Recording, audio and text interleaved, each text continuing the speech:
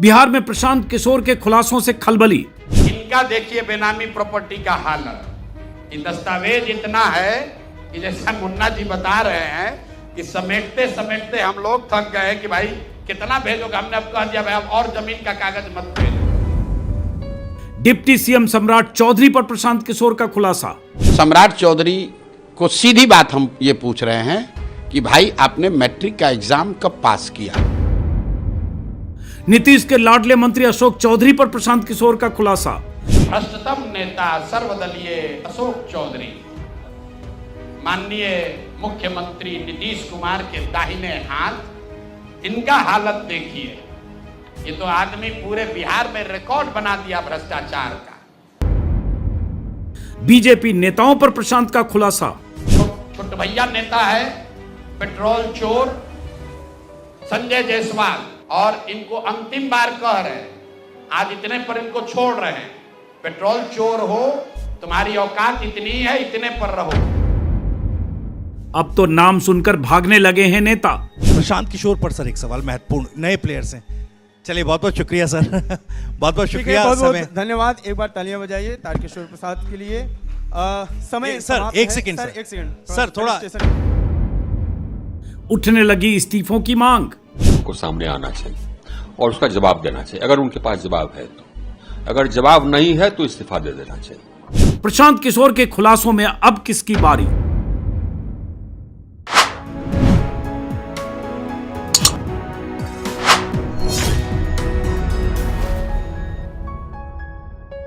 नमस्कार दोस्तों, बिहार के डिप्टी सीएम सम्राट चौधरी से लेकर नीतीश के लाडले मंत्री और मानस पुत्र अशोक चौधरी पर प्रशांत किशोर के खुलासे के 4 दिन बीत चुके हैं, लेकिन बीजेपी और जेडीयू के शीर्ष नेतृत्व की तरफ से न तो कोई सफाई आई है, न कोई जवाब आया है, न ही उन दोनों के खिलाफ किसी तरह की जांच या एक्शन की बात हुई है। सम्राट चौधरी और अशोक चौधरी को तो जैसे सांप सूंघ गया है, बोलती बंद है।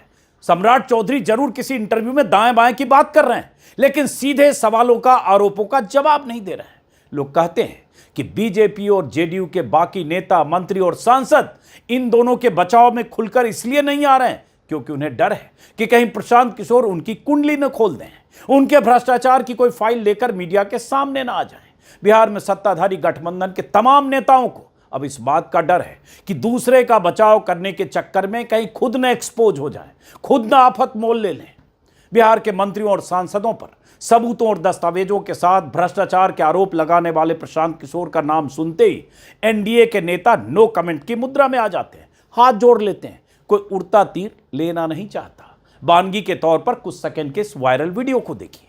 टीवी 9 के कार्यक्रम में जैसे ही एंकर ने प्रशांत किशोर का नाम लेकर एक सवाल पूछा, बिहार के पूर्व डिप्टी सीएम तारा किशोर प्रसाद की बत्ती गुल हो गई। घड़ी दिखाकर वक्त खत्म होने का नाटक किया, कुर्सी से उठ खड़े हुए। पहले तो एंकर को माइक थमाने की कोशिश की और फिर कुर्सी पर माइक रखकर मैदान छोड़कर चल निकले। देखिए प्रशांत किशोर पर सर एक सवाल महत्वपूर्ण, नए प्लेयर्स हैं। चलिए बहुत बहुत शुक्रिया सर, बहुत बहुत शुक्रिया। समय धन्यवाद। एक बार तालियां बजाइए तारकिशोर प्रसाद के लिए। समय सर समाप्त एक है। सेकंड सर एक सेकंड सर थोड़ा मैं चाहूंगा कि आप प्रशांत किशोर पर सर एक सवाल महत्वपूर्ण, नए प्लेयर्स हैं।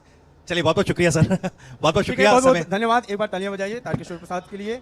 समय सर समाप्त एक है। सेकंड सर एक सेकंड सर थोड़ा मैं चाहूंगा कि आप प्रशांत किशोर का नाम सुनकर ही माइक छोड़कर मंच से भागते बिहार के पूर्व डिप्टी सीएम का हाल देखकर आप अंदाजा लगाइए क्या चल रहा है बिहार में। यह बीजेपी के कोई ब्लॉक या जिला लेवल के नेता नहीं है, 40 साल से बीजेपी में है, खांटी बीजेपी वाले हैं, कई बार के विधायक हैं, 4 बार के शायद, और बिहार के डिप्टी सीएम रह चुके हैं। लेकिन प्रशांत किशोर का नाम सुनते ही इन्होंने मुंह खोलने की बजाय मंच से रुखसत होना बेहतर समझा, अपनी सेहत के लिए शायद। बीजेपी के ऐसे बड़े नेता भी अपनी पार्टी के नेता का अगर बचाव करने के लिए मुंह खोलना नहीं चाहते हैं तो समझ सकते हैं क्या हाल है। आखिर कोई तो वजह है कि प्रशांत किशोर की विस्फोटक प्रेस कॉन्फ्रेंस के 4 दिन बीत जाने के बाद भी मुखर, वाचाल और लंबी लंबी हांकने फेंकने वाले एनडीए नेता भी मुंह बंद करके बैठे हैं। हमेशा नीतीश के दाएं बाएं दिखने वाले मंत्री अशोक चौधरी का तो हाल यह है कि 200 करोड़ की बेनामी जमीन खरीदने के इतने बड़े आरोप के बाद भी उन्होंने अपने मुंह पर ताला बंद कर रखा है। कुछ मीडिया वालों से फोन पर बात कर रहे हैं, रायशुमारी कर रहे हैं, जानने की कोशिश कर रहे हैं कि अब मैं क्या करूं। मीडिया के लोग उनसे संपर्क कर रहे हैं, वो बात नहीं करना चाह रहे, अपनी सफाई भी नहीं देना चाह रहे।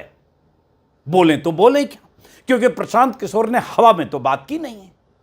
उनकी समधन के ट्रस्ट की फाइल दिखाई, ट्रांजैक्शन की बात की, बैंक के खाते दिखा दिए, दस्तावेज दिखा दिए। उनकी पत्नी अशोक चौधरी की पत्नी और उनकी समधन किशोर कुणाल जो पूर्व आईपीएस अधिकारी थे, हनुमान मंदिर के ट्रस्टी हैं, उनके बीच ट्रांजैक्शन के दावे किए।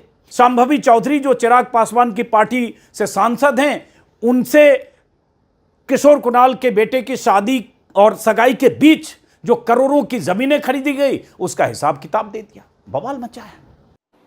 माननीय मुख्यमंत्री नीतीश कुमार के दाहिने हाथ, इनका हालत देखिए। ये तो आदमी पूरे बिहार में रिकॉर्ड बना दिया भ्रष्टाचार का। हम लोग अभी तक सुनते आए हैं कि लालू जी बेनामी प्रॉपर्टी खरीदते थे। अब इनका देखिए बेनामी प्रॉपर्टी का हालत। ये दस्तावेज इतना है कि जैसा मुन्ना जी बता रहे हैं कि समेटते समेटते हम लोग थक गए कि भाई कितना भेजोगे। हमने अब कह दिया भाई अब और जमीन का कागज मत भेजो। अब जरा सोचिए, जिस मंत्री पर अपनी बेटी, अपनी पत्नी या अपनी समधन के नाम पर गोरख धंधा करके 200 करोड़ की जमीन खरीदने का आरोप लगाओ, बेनामी जमीनें, कई तरह के दस्तावेज और बैंक डिटेल के साथ जिस मंत्री के बारे में सार्वजनिक तौर पर खुलासा किया जा चुका हो, वो मुंह खोलकर जवाब देने से बच रहा हो, तो इसका मतलब क्या है? माननीय मुख्यमंत्री नीतीश कुमार के दाहिने हाथ, इनका हालत देखिए। ये तो आदमी पूरे बिहार में रिकॉर्ड बना दिया भ्रष्टाचार का। ये भाई साहब पिछले 2 वर्ष में 200 करोड़ रुपया से ज्यादा का संपत्ति, 200 करोड़ रुपए से ज्यादा का संपत्ति अपने पत्नी, अपने बेटी, अपने समधन, उनसे जुड़ा हुआ एक ट्रस्ट, मानव वैभव विकास ट्रस्ट, इसके माध्यम से इन्होंने जमीन खरीदी है करीब 200 करोड़ रुपए का। लोग कहते हैं इतने बड़े आरोप के बाद भी अशोक चौधरी अपना मुंह खोलकर प्रशांत किशोर को जवाब देने से डर रहे हैं कि कहीं कुछ और न सामने आ जाए। हालांकि आपको बता दें कि जेडीयू के एक प्रवक्ता नीरज कुमार ने अशोक चौधरी को सामने आकर जवाब देने को कहा है, और वो पहले और आखिरी प्रवक्ता हैं बीते 4 दिनों के भीतर जिन्होंने कहा है कि अशोक चौधरी को सामने आकर बताना चाहिए, क्योंकि आरोप नीतीश सरकार के एक मंत्री पर लगा है। इस बीच आरा के पूर्व बीजेपी सांसद और मोदी सरकार में ही मंत्री रह चुके पूर्व केंद्रीय मंत्री आर.के. सिंह का एक बयान आया है कि या तो इन मंत्रियों और सांसदों को सामने आकर जवाब देना चाहिए या फिर इस्तीफा देना चाहिए। वो सामने आना चाहिए और उसका जवाब देना चाहिए, अगर उनके पास जवाब है तो। अगर जवाब नहीं है तो इस्तीफा दे देना चाहिए। वो सामने आना चाहिए और उसका जवाब देना चाहिए, अगर उनके पास जवाब है तो। अगर जवाब नहीं है तो इस्तीफा दे देना चाहिए। जेडीयू या बीजेपी के दूसरे बड़े नेताओं की तरफ से बयान नहीं आया है, लेकिन अब सवाल नीतीश कुमार पर उठ रहे हैं कि क्या वो अपने उस मंत्री से इस्तीफा लेंगे या कहें तो ले पाएंगे, जिस पर तमाम सबूतों के साथ भ्रष्टाचार के आरोप लगे हैं। वैसे नीतीश कुमार जिस अवस्था में हैं, जिसे तेजस्वी यादव बार बार अचेतावस्था कहते हैं, उसे देखकर फिलहाल तो ऐसा नहीं लग रहा है। नीतीश कुमार के आसपास की चौकड़ी के एक सदस्य के फंसने के बाद बाकी लोग तमाशा देख रहे हैं, लेकिन कुछ बोल नहीं रहे हैं। पता नहीं अंदर खाने चल क्या रहा है। इसको मैं जानता हूं नीतीश कुमार को। अगर इस तरह का आरोप लगा होता, नीतीश कुमार अपने प्राइम में होते, तो अब तक उस मिनिस्टर को सैक कर दिया होता। लेकिन दल का डीएनए जो है, कम से कम उसमें इतना उनके आंख में लाज शर्म बचा हुआ है। कल नीरज जी ने जो कहा है कि भाई जिन पर आरोप लगा है ये नीतीश कुमार का दल है, इसमें आरोप लगता है तो लोगों को आकर जवाब देना पड़ता है। तो मैं उस बात का स्वागत करता हूं कि उस दल के मुख्य प्रवक्ता ने दल के नेतृत्व के सहमति से ही कहा होगा कि अशोक चौधरी जी को जवाब देना चाहिए और उनको इधर उधर की बात नहीं करनी चाहिए। किशोर कुणाल जी, ट्रस्ट, भाई इल्ज़ाम आप पर लगा है, सीधी बात है। आपने बेनामी संपत्ति अपने पीए के नाम पर खरीदा, उस संपत्ति को फिर वापस अपने बेटी के नाम पर ट्रांसफ़र किया, उसका पूरा प्रमाण दस्तावेज हमने पब्लिक डोमेन में रखा है। अगर वो गलत है तो आके बता दो गलत है। जनसुराज पार्टी के मुखिया प्रशांत किशोर ने बिहार बीजेपी के सबसे मुखर नेता सम्राट चौधरी पर भी गंभीर आरोप लगाए। मैंने पहले भी 2 वीडियो में दिखाया बताया था। बकौल प्रशांत किशोर, डिप्टी सीएम सम्राट चौधरी ने कई बार अपने नाम बदले, मर्डर केस में जेल गए थे लेकिन नाबालिग का सर्टिफिकेट होने के आधार पर जेल से छूटे। प्रशांत किशोर ने सम्राट चौधरी की झूठी डिग्री को लेकर आरोप लगाते हुए चुनौती देते हुए कहा कि वो डीलिट होने का दावा करते हैं, डॉक्टरेट ऑफ लिटरेचर का दावा करते हैं, लेकिन मैट्रिक का सर्टिफिकेट दिखा दें तो हम मान लें। ये बहुत बड़ा बड़ा लंबा लंबा फेंकते हैं, कभी मुरेठा बांध कर कभी मुरेठा खोल के। ये आदमी इतना फर्जी है, ये मैट्रिक का परीक्षा पास ही नहीं किया। तो बिहार की जनता को ये जानकारी होनी चाहिए कि ये मैट्रिक भी पास नहीं किया है आदमी, और दावा कर रहा है कि हम डिलीट का डॉक्टरेट ऑफ लिटरेचर किए हैं यूनिवर्सिटी ऑफ कैलिफोर्निया से। आप बताइए कि बिहार में कोई अगर क्लर्क, कोई सिपाही, कोई अफसर अगर गलत डिग्री के साथ पकड़ लिया जाए, नौकरी तो जाएगी ही जाएगी, जेल भी जाएगा। ये आदमी डिप्टी सीएम है, फर्जीवाड़ा किया है, मर्डर के केस में जेल गया है, 7वीं पास होने का सर्टिफिकेट लिखा है अपने एफिडेविट में, और आज तक इलेक्शन कमीशन भी नहीं पूछ रहा है कि मेरे भाई तुम डिलीट कर लिए, मैट्रिक कब पास किए? क्या बिना मैट्रिक पास किए डिलीट कर लिए? प्रशांत किशोर के आरोपों पर सम्राट चौधरी की तरफ से भी कोई ठोस जवाब नहीं आया है। एक इंटरव्यू में देख रहा था, न्यूज़ 18 की इंटरव्यू में दाएं बाएं कुछ बता तो रहे हैं, लेकिन सीधे जवाब नहीं दे रहे हैं कि उन्होंने मैट्रिक कब पास किया या नहीं, कहां से पास किया, जो सम्राट चौधरी से प्रशांत किशोर ने पूछा है। 4 दिन बीत चुके हैं। इसमें कोई शक नहीं कि बिहार के सत्ताधारी नेताओं को एक्सपोज करके प्रशांत किशोर ने बिहार की राजनीति में भूचाल ला दिया है। नेताओं को जवाब देते नहीं बन रहा है, और प्रशांत किशोर हैं कि थमने का नाम नहीं ले रहे हैं। हमने जो कहा है उसका जवाब तो दे नहीं पाए। अब आप कह रहे हैं प्रशांत किशोर व्यापारी है, सौदागर है। अरे भाई, ये सब बात तो 2 साल तुम कह लिए। तुमको जो बात कही जा रही है, आपके लिए जो बात कही जा रही है, उस बात का सीधा जवाब दीजिए।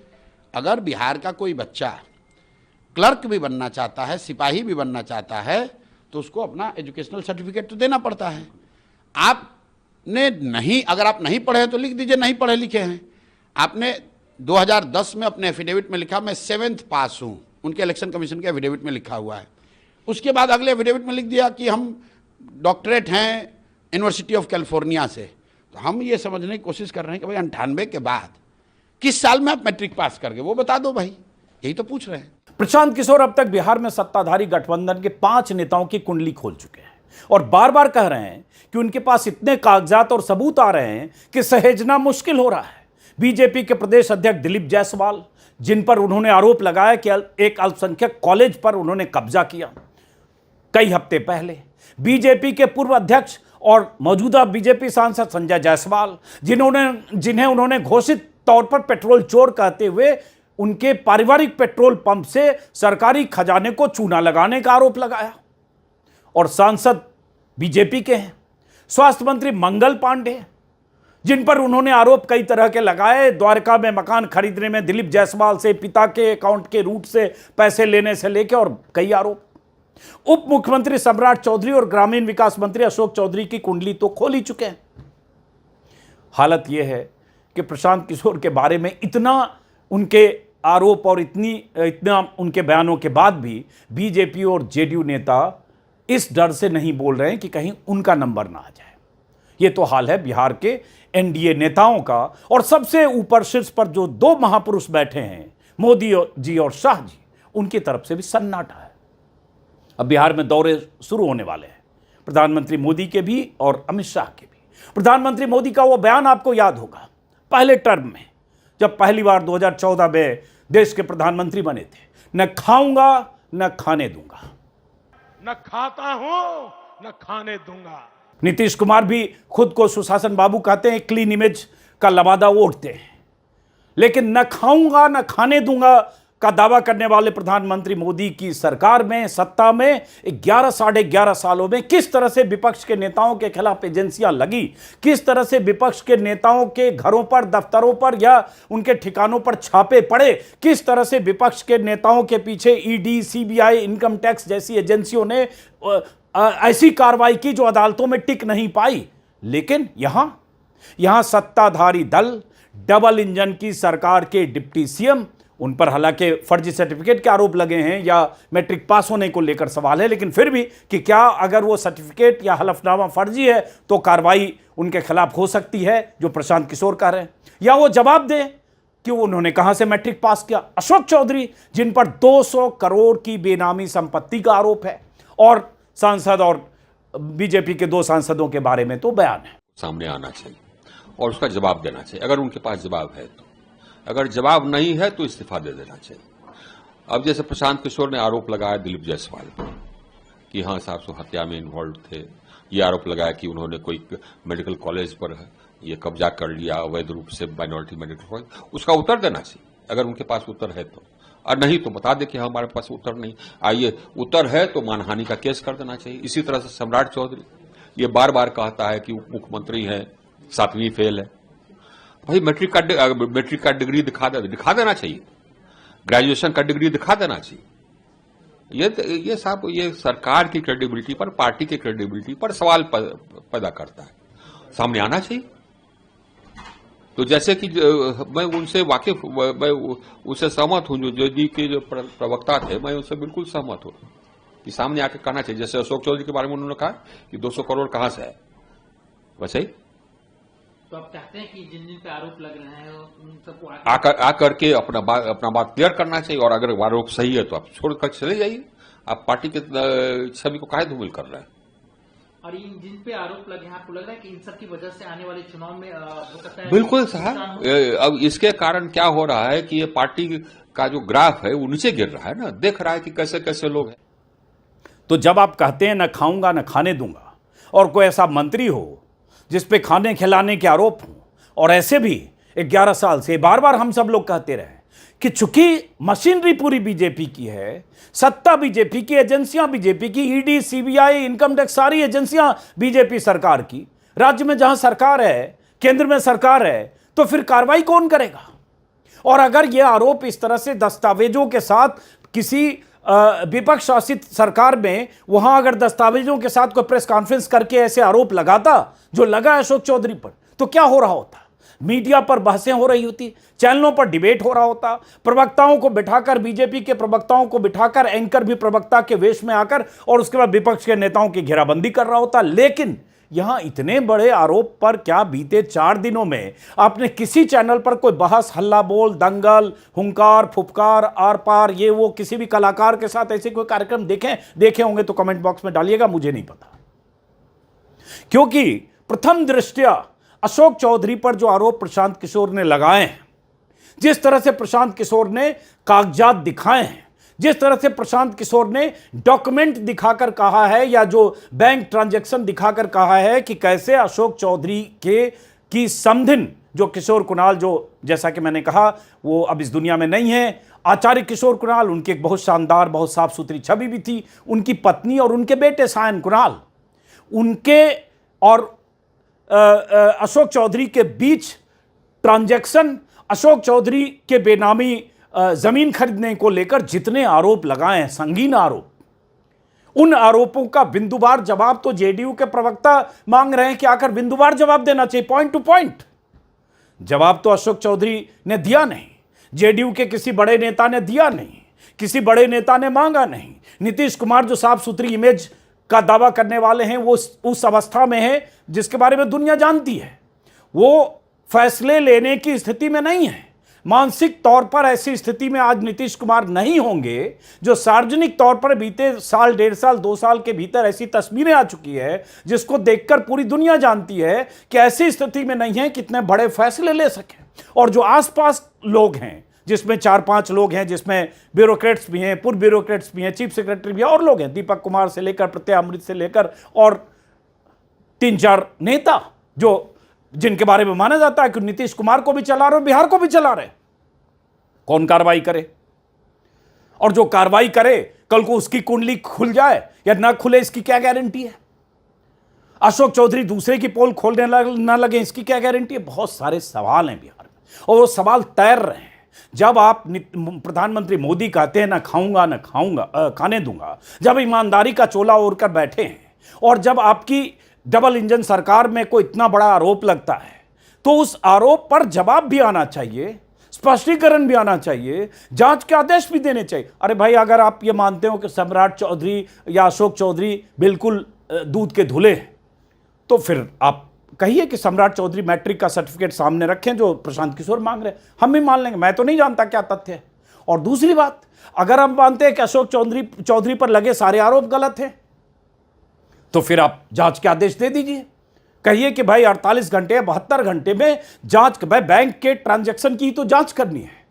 अगर प्रशांत किशोर कह रहे हैं कि भाई ट्रस्ट में जमीनें नहीं खरीदी गई जब तक अशोक चौधरी की बेटी से ट्रस्टी जो है, ट्रस्ट की जो कर्ता धर्ता है, उनके बेटे की शादी नहीं हुई, उसके पहले नहीं खरीदी गई, उसके बाद 35-32 करोड़ की जमीनें खरीदी गई बेनामी, या जो भी प्रशांत किशोर का आरोप है, तो उन आरोपों पर जवाब तो देना चाहिए। जवाब ना दे तो जांच होनी चाहिए, लेकिन ये सब कुछ हो नहीं रहा है। बात कहां से कहां जा रही है। मैंने परसों प्रशांत किशोर की प्रेस कॉन्फ्रेंस के बाद, परसों या तरसों शायद, पूरा उनकी उस प्रेस कॉन्फ्रेंस का हिस्सा मैंने अपने वीडियो में सुनाया था, और कल भी, क्योंकि ये आरोप उस पार्टी पर लग रहा है, उस पार्टी के मंत्री या नेता पर लग रहा है जो चाल चरित्र चेहरा वाली पार्टी मानती है, जिसका सबसे शीर्ष पुरुष यही मानता है कि उनके अलावा और उनकी पार्टी के अलावा कहीं कोई ईमानदार नहीं है। वो तो ईमानदारी की सबसे बड़ी प्रतिमूर्ति हैं, सत्यवादी राजा हरिश्चंद्र के वंशज हैं, और बाकी उनके पार्टी में भी सब, उनकी पार्टी और जहां उनकी सरकार है सब दूध के धुले हैं। और विपक्ष में जहां भी विपक्ष की सरकारें, सब करप्ट हैं, महाभ्रष्ट हैं, सब चोर हैं, सब बेईमान हैं, सब लुटेरे हैं, सब ये हैं। और ये इसी तरह की राजनीति करते हुए सबकी घेराबंदी, विपक्ष के नेताओं की घेराबंदी बीजेपी के नेता करते हैं, और उनके साथ या उनके पास एजेंसी की ताकत है। लेकिन यहां जब खुद पर आरोप लग रहे हैं, खुद के मंत्री पर आरोप लग रहे हैं, खुद के सांसद पर आरोप लग रहे हैं, अगर प्रशांत किशोर बीजेपी के सांसद को पेट्रोल चोर कहते हुए उनके पारिवारिक पेट्रोल पंप से जो सरकारी खजाने को ज़्यादा पेट्रोल सप्लाई करने के मामले में कुछ गोरख धंधे के आरोप लगाते हैं या फर्जी बिलिंग के आरोप लगाते हैं, तो इसकी जांच तो होनी चाहिए। लेकिन अब तक ऐसा कोई संदेश सत्ताधारी दल की तरफ से नहीं है। तो इसलिए सवाल उठता है कि अब आगे क्या होने वाला है। प्रशांत किशोर लगातार ये कह रहे हैं कि अभी हमारे पास और लगातार फाइलें आ रही हैं, चुनाव में अभी वक्त है, हो सकता है अक्टूबर के पहले हफ्ते में किसी भी दिन 4, 5, 3, 6 के बीच चुनाव की तारीखों का ऐलान हो जाए। उसके बाद और उसके पहले अभी बहुत गर्मा गर्मी होनी बाकी है। लेकिन हम तो उम्मीद करेंगे और अपील करेंगे प्रधानमंत्री मोदी से कि आप सबसे ऊंचे ओहदे पर बैठे हैं। नीतीश कुमार हो सकता है इस अवस्था में आज की तारीख में ना हो कि वो फैसले ले सकें, लेकिन आप तो फैसले ले सकते हैं। आप और आपकी पार्टी का शीर्ष नेतृत्व तय करे कि बिहार में जिन पर आरोप लगे हैं, सबूतों के साथ, प्रथम दृष्टया कागजातों और दस्तावेजों के साथ जो आरोप लग रहे हैं, उसकी जांच होनी चाहिए। जांच की मियाद तय कीजिए और उसके बाद तय कीजिए कि अगर जांच से निकलता है कि दूध के धुले हैं, तो फिर आप सार्वजनिक तौर पर बता दीजिए कि ये दूध के धुले हैं और प्रशांत किशोर जो आरोप लगा रहे हैं वो कंप्लीट गलत है, बेसलेस है, जैसा कि अभी छिटपुट कुछ बीजेपी नेता करें। लेकिन ऐसा होगा क्या, इसका हम इंतजार करेंगे। लेकिन फिर से, ताकि सनद रहे, इसी वीडियो में अशोक चौधरी पर जो आरोप लगा है, जिस आरोप के बाद अशोक चौधरी सन्नाटे में है, मैं चाहता हूं वो हिस्सा फिर से 6-7 मिनट आपको दिखा दूं। माननीय मुख्यमंत्री नीतीश कुमार के दाहिने हाथ, इनका हालत देखिए। ये तो आदमी पूरे बिहार में रिकॉर्ड बना दिया भ्रष्टाचार का। हम लोग अभी तक सुनते आए हैं कि लालू जी बेनामी प्रॉपर्टी खरीदते थे। अब इनका देखिए बेनामी प्रॉपर्टी का हालत। ये दस्तावेज इतना है कि जैसा मुन्ना जी बता रहे हैं कि समेटते समेटते हम लोग थक गए कि भाई कितना भेजोगे। हमने अब कह दिया भाई अब और जमीन का कागज मत भेजो। भाई साहब के एक पीए हैं, पीए थे दत्त साहब, योगेंद्र दत्त, नाम याद रखिए। अशोक चौधरी के पीए योगेंद्र दत्त 2019 में, जरा कागज निकाल, 2019 में अशोक चौधरी जी ने 34 लाख रुपया में योगेंद्र दत्त के नाम पर विक्रम में 1 एकड़ जमीन, करीब करीब 1 एकड़ जमीन, 0.7 एकड़, 23 कट्ठा जमीन इन्होंने खरीदा।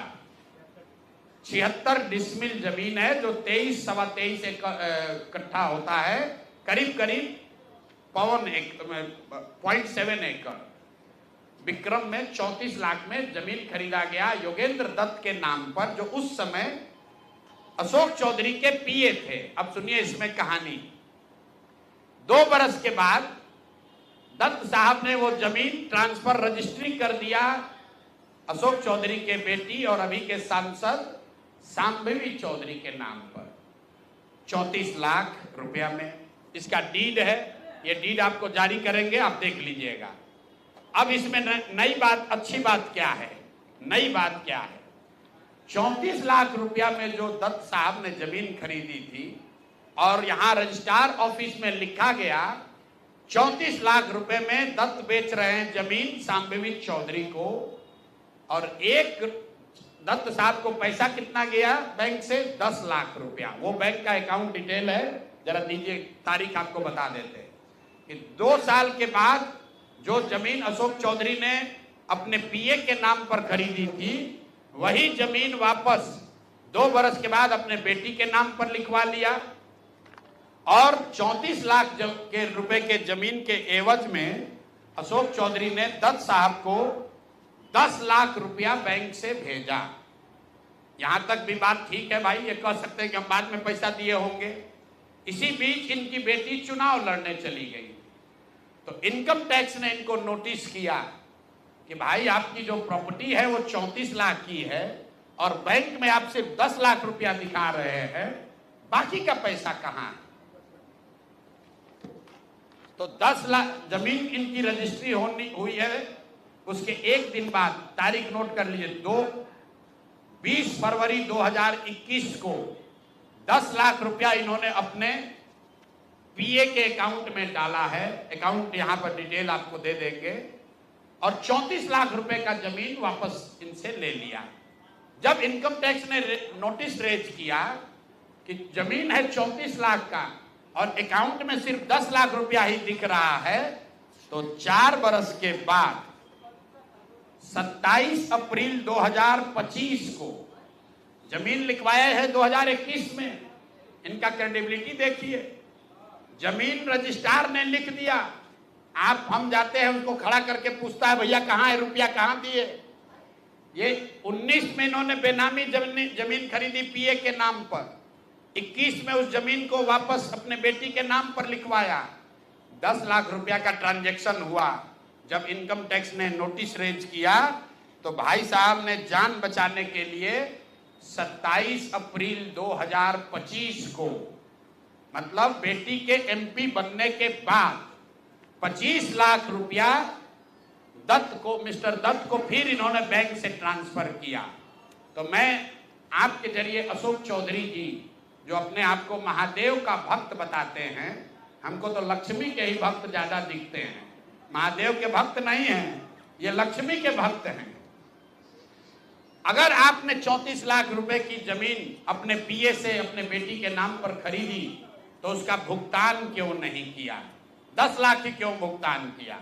और अगर आप कहते हैं कि 10 लाख ही भुगतान तय हुआ था, तो फिर बाद में 25 लाख रुपया 3 बरस के बाद इनकम टैक्स के नोटिस आने के बाद क्यों किया? अब आपको हम एक छोटा सा केस बता रहे हैं, इसका वैल्यू 34 लाख है, लेकिन आपको ये इसलिए बता रहे हैं कि इनका मोडस ऑपरेंडी क्या है, क्योंकि उसके बाद अब जो आपको बताएंगे, ये भाई साहब पिछले 2 बरस में 200 करोड़ रुपया से ज्यादा का संपत्ति, 200 करोड़ रुपए से ज्यादा का संपत्ति अपने पत्नी, अपने बेटी, अपने समधन, उनसे जुड़ा हुआ एक ट्रस्ट, मानव वैभव विकास ट्रस्ट, इसके माध्यम से इन्होंने जमीन खरीदी है करीब 200 करोड़ रुपए का, और सारा डीड एक एक जिस दिन का ट्रांजैक्शन है वो सारा डीड आपको यहां पर, आप चाहे तो उसका फोटोकॉपी ले सकते हैं। मैं एक बात क्लियर कर लूं, यहां जो मानव वैभव विकास ट्रस्ट है, हमारे पास उसके खिलाफ सबूत नहीं है। हम ये बता रहे हैं कि जब इनकी बेटी का एंगेजमेंट हुआ है, उसके बाद से अचानक से मानव विकास वैभव ट्रस्ट जो है, जो कुणाल साहब के परिवार से जुड़ा हुआ ट्रस्ट है और उसमें यहाँ के बड़े कुछ पदाधिकारी भी हैं। जियालाल आर्य बहुत ईमानदार व्यक्ति हैं, वो भी ट्रस्टी हैं। तो मैं आपके जरिए उनसे भी आग्रह करूँगा कि सर, आप तो जीवन भर ईमानदारी के लिए आपका नाम हम लोग जानते हैं, ये बताएं कि आपके ये न्यास के माध्यम से सैकड़ों करोड़ रुपए की जमीन कहाँ से खरीदी जा रही है, ये पैसा कहाँ से आ रहा है, ये पैसा कहाँ से आ रहा है। क्योंकि इस ट्रस्ट के ट्रस्टी जो कुणाल साहब की पत्नी हैं, उनके बेटे हैं, इनमें और अशोक चौधरी के पत्नी के बीच में डेली का बैंकिंग ट्रांजैक्शन का रिकॉर्ड हम लोग के पास है। तो मैं अभी सिर्फ इतना ही आपको बता रहा हूं कि पिछले 2 वर्षों में जब अशोक चौधरी की बेटी की सगाई हो गई, तो सगाई से शादी के बीच में 38 करोड़ रुपए की जमीन पटना में खरीदी गई है। टोटल 38 करोड़ 44 लाख 40 हजार इतने रुपए का तो चेक से पेमेंट हुआ है। चेक से पेमेंट हुआ है 38 करोड़ 44 लाख 40 हजार। 12/5/2022 को पहली जमीन ली गई 23 करोड़ 40 लाख 30 हजार में। 12/5/2022 को एक दूसरी जमीन ली गई जिसकी कीमत है 8 करोड़ 89 लाख 70 हजार। 8 दिन के बाद 20 मई 2022 को फिर एक तीसरी जमीन ली गई जिसका वैल्यू है 3 करोड़ 44 लाख 41 हजार। फिर 2 महीने के बाद 14 अप्रैल 2022 को जमीन खरीदी गई 7 करोड़ 20 लाख का। फिर 4 दिन के बाद 18 जुलाई 2022 को जमीन खरीदा गया 15 करोड़ 50 लाख का। और ये सारी जमीन इंगेजमेंट और शादी के बीच के डेट है, उतना ही आपको बता रहे। और ये सारी जमीन का मालिकाना हक अशोक चौधरी के पत्नी या सायन कुणाल, उनकी माताजी अनीता कुणाल या उनसे जुड़ा हुआ जो ट्रस्ट है उसके नाम पर है। तो भाई, जिस ट्रस्ट में 1 करोड़ की जमीन भी नहीं खरीदी जा रही थी, जैसे ही इनका बेटी से एंगेजमेंट हुआ उस ट्रस्ट से सैकड़ों करोड़ रुपए की जमीन खरीदी जा रही है। तो ये पब्लिक इंटरेस्ट में है कि ट्रस्ट से जुड़े हुए लोग ये आपको बताएं कि आखिर इतना पैसा उस ट्रस्ट में न्यास में आ कहां से रहा है।